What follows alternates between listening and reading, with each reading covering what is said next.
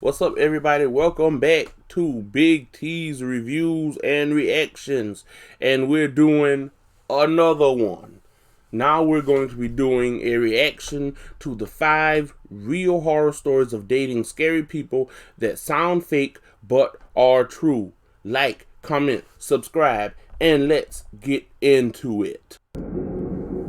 Dating should be an enjoyable activity that we look forward to, since the prospect of finding that special someone is something that most of us aspire to.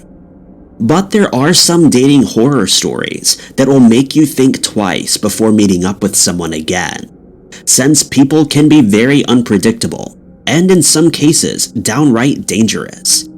It is, however, impossible to correctly judge another person from just one date, and it's often the case that their true personalities and intentions are only revealed once the initial facade fades away. Number 5. Not all dating horror stories are the result of meeting someone new.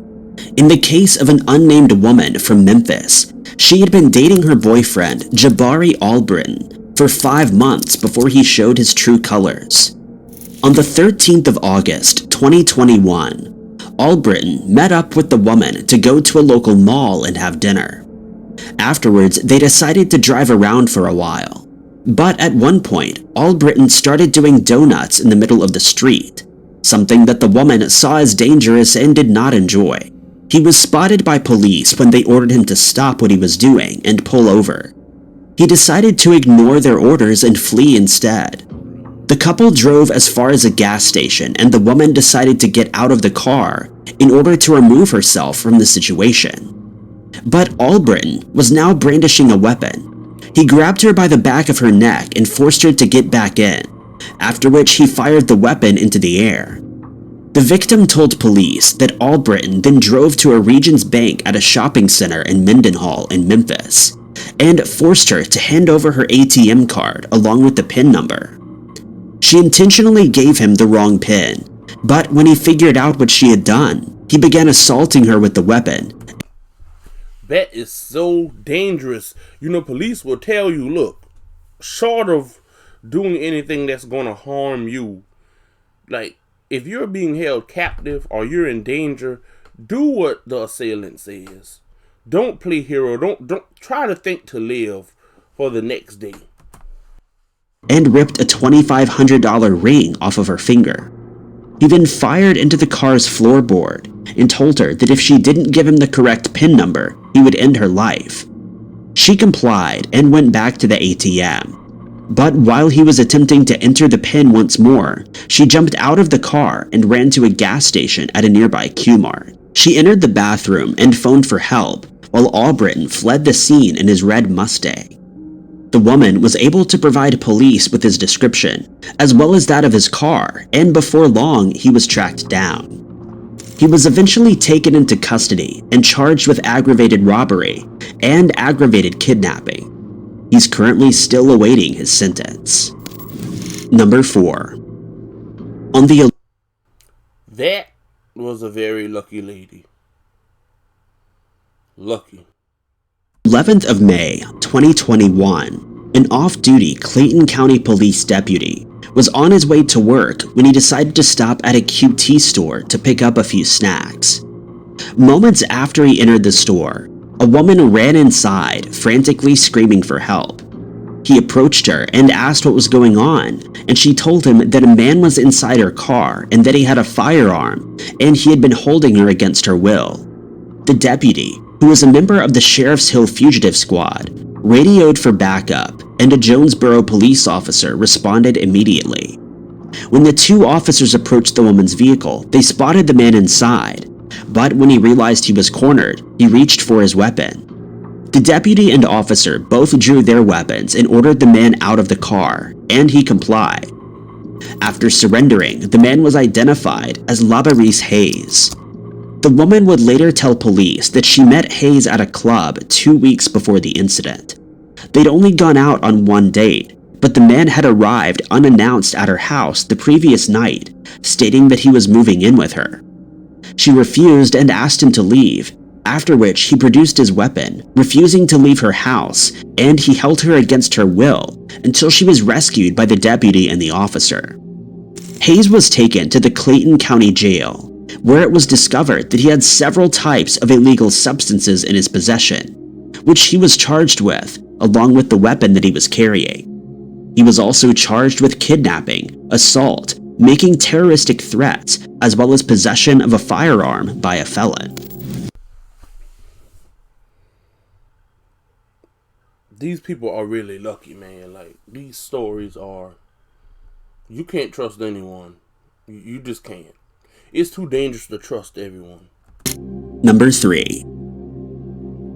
On the 30th of March, 2014, Trevor Woodside, a jockey from County Down in Northern Ireland, was supposed to meet up with a woman for their first date. But Woodside had been drinking and things took a very unexpected turn. The jockey decided to use his employer's Mercedes-Benz to go on the date, but since he had not asked permission to do so, he was driving a stolen car. At the same time, the woman was traveling from Newry when she started receiving a number of texts and calls from her date, asking where she was at that moment. She thought he sounded intoxicated and asked if he had been drinking, to which he replied that he hadn't. She reminded him that it was illegal to drive under the influence of alcohol and that he didn't have a license. At this point, she had reached a road outside of Downpatrick, traveling at 45 miles per hour in a 60 mile per hour zone in a Volkswagen Golf. As she approached a junction near Downpatrick Racecourse, a black Mercedes-Benz appeared and headed straight for her car, having just crossed over to her side of the road.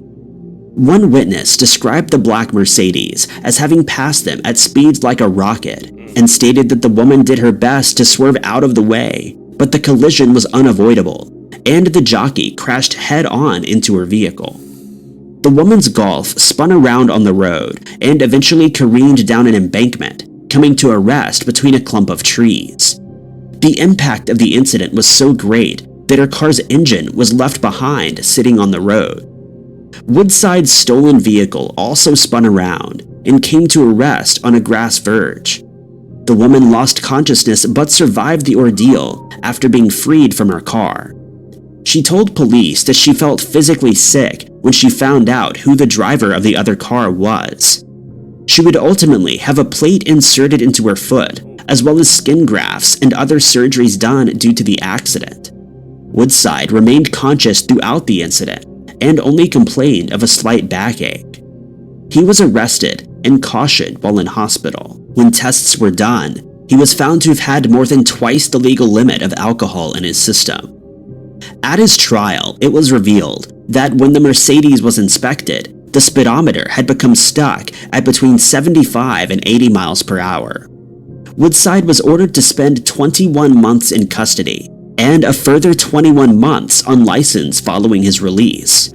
A judge at the Downpatrick Crown Court told him that it was an appalling piece of driving that had left his victim with significant and long-term damage, not only physically but also psychologically. Woodside was also charged with aggravated vehicle taking, driving with excess alcohol, and driving with no insurance, and he pleaded guilty to all of the charges.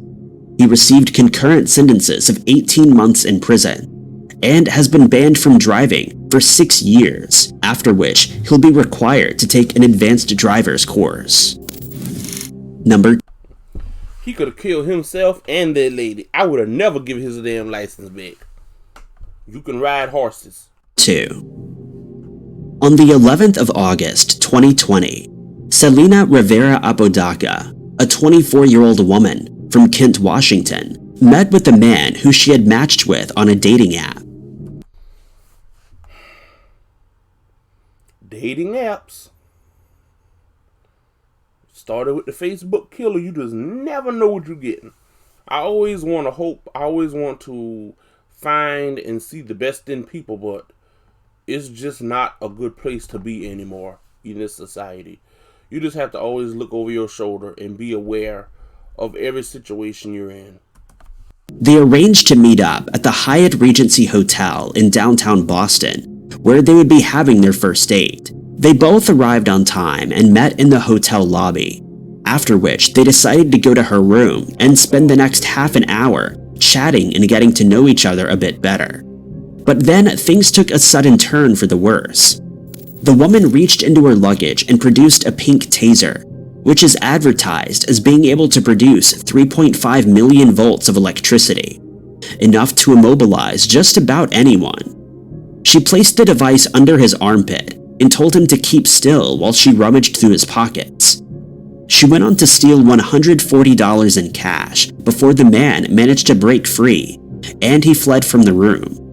He went back down to the lobby and contacted hotel security staff, explaining what had just happened in the room, but clarified that he managed to get away before she was able to use the taser on him. Security staff then contacted Boston police, who made their way to the woman's room on the 14th floor, and they were surprised that she hadn't left. When they confronted her about the incident, she claimed that she'd never seen the man before in her life, much less spend any time with him. But when her room was searched, officers found her pink taser sitting on top of her luggage. She became uncooperative and decided to start a FaceTime call with another man while police were trying to question her. She was taken into custody and ultimately charged with armed robbery. Yo, that caught me by surprise. This is where we are in this society. Women are equal to men. Women are equal. But they are the fairer sex. And it just shocked me. I was so sure the dude was going to try to rape her. Instead, she set him up with the taser to steal money. Men and women, you have to be careful who you trust. Number 1. A dinner date between two former friends turned into a nightmare when 43-year-old Kimberly Johnson from Las Vegas decided that the date wasn't going as she expected. Johnson and an unnamed man, who she had known for some time, arranged to meet for dinner at a casino named Jerry's Nugget on the 11th of January, 2021. At first, everything seemed to be going well, but at some point, Johnson found out that the friend only had a total of $5 on him, and Johnson lost her temper, starting an argument in the casino. The two eventually left the establishment, but Johnson refused to take the man home and forced him to walk the 2.5 miles back to his apartment.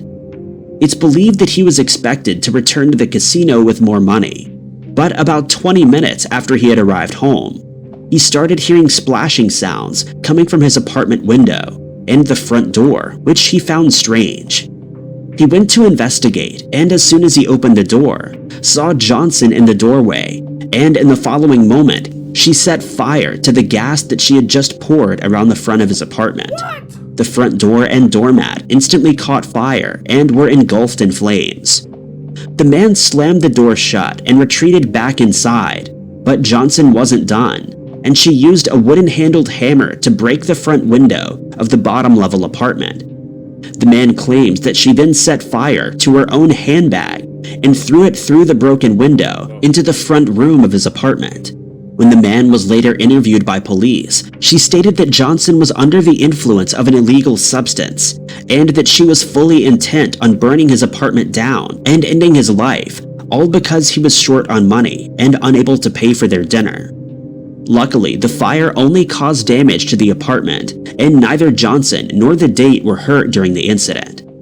The North Las Vegas Fire Department determined that the fire was set with willful and malicious intent, and Johnson was arrested and held on $5,000 bond after she was charged with attempted murder by arson. Thank you guys so much for watching.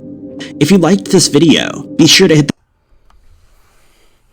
The first, 1 and 2 were of women. Every time you hear about people dating going wrong, you always think it's the man's fault. That's just the society we live in. But guys, thanks for watching. Please like, comment, subscribe. Good comments, bad comments, I don't care. Just comment and please watch my videos. Let's get this channel moving. But anyway, this is Big T, and I'll see you guys later.